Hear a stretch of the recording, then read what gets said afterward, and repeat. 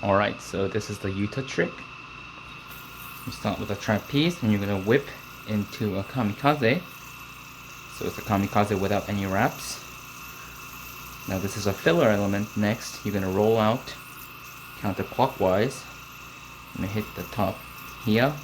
And as you roll this back over both of your fingers, you see this string coming out of your throw hand. You're going to isolate this with your pinky and you're going to roll over both of your fingers.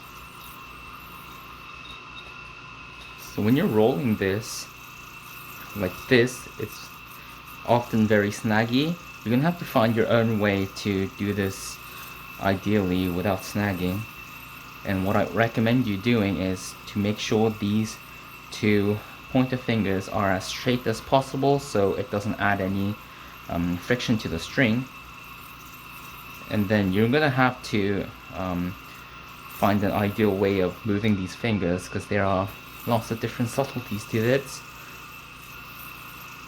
And yeah, you're gonna have to find a way to make this element the least snaggy as possible. I recommend you practicing this first.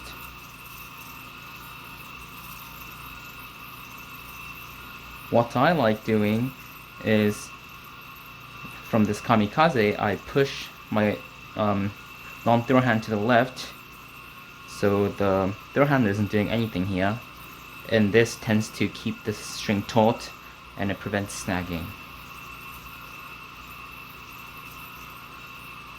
So practice that first. Once you get that, now you're going to isolate this string with your pinky and roll over both of your fingers. And now you have this string segment, these two strings here. Your thumb is going to be under it so you can isolate this. And you're going to roll over again, over here, just like the 1.5 mount. Oops. And now that you have this, your thumb is going to be under this, and you see this string below, you're going to isolate that with your palm like this. Now the next element is the hard part. So before we do that last element, I want you to pay attention to all these subtle movements I'm making, because you might end up isolating the wrong string segment, and that's not going to make the trick work. After you do this, try visualizing your palm here that's going to isolate one string segment later. It's going to be grabbing this string segment on the right here, which is connected to the bottom of the yo-yo. So think of it like this. You isolate this with your thumb, you grab this string segment, and then you're going to do a 1.5 mount.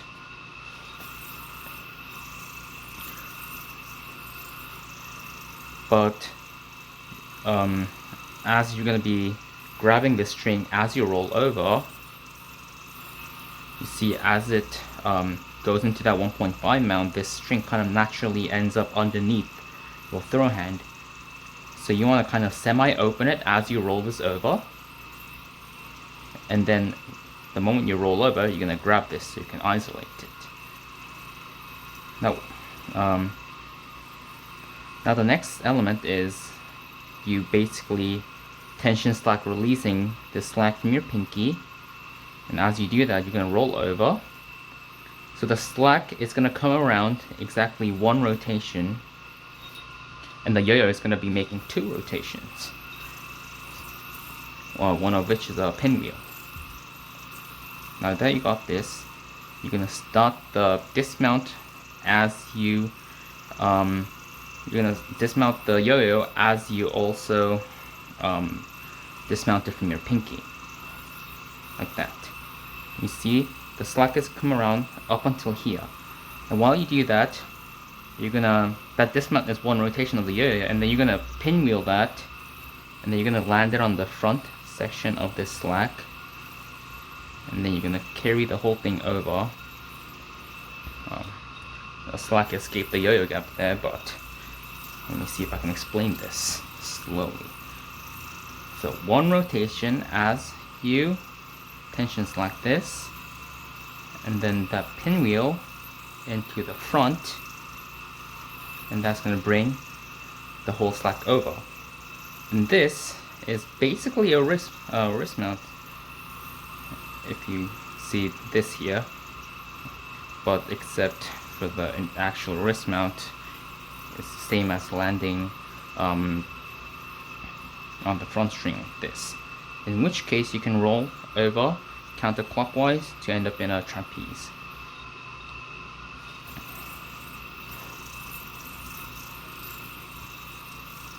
So what you want to do here is actually you want to grab onto this string here tightly, and then you're gonna add some tension here with your thumb, and as you add tension, you want to kind of angle it to the right, angle your pinky to the right, so it naturally slides off your pinky, and that'll add enough momentum. I don't know why I constantly hit this, but anyways, that's gonna make the slack shoot out. And since the slack is shooting out already, you don't have to pay attention to guiding the slack or adding extra momentum for it to rotate any further, because that tension alone is going to be just enough to make the slack go around one rotation. And what you have to do next is just paying attention to this front string segment, and this is actually kind of difficult in a way that you have to guide the slack as wide as possible. So make your hand like this, so this string is as forward as possible for it to hit the gap of the yo-yo, but also you're gonna have to be pinwheeling the yo-yo, and that requires you to kind of pinch the string by bending your finger, and you have to kind of pinch it hard. You have to bend in very hard for this to pinch, because it's often the case that it doesn't add enough pressure to truly keep the string taut. So practice this. You can see it's pinwheeling counterclockwise.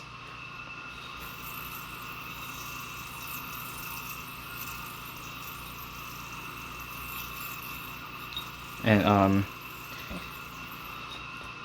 the rest is you just guiding the yo-yo into the gap of the slack.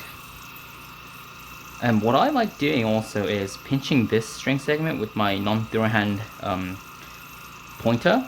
I don't think Yuta pinches this, and this is not necessary, but I just found it a bit easier to keep this string pinched if your throw hand pinch isn't enough, because this pinch is gonna isolate this string segment here.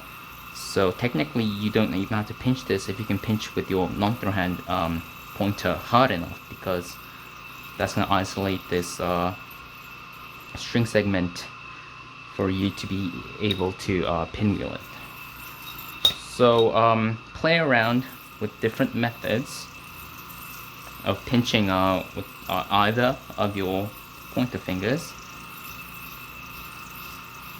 and then you're gonna have to practice now hitting that gap, which is the hardest part.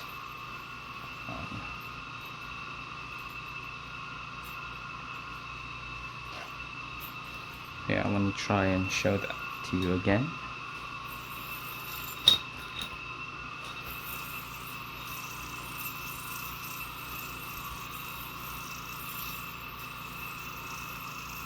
You see the slack? It's here, and you're gonna hit the front of the slack and then roll it over.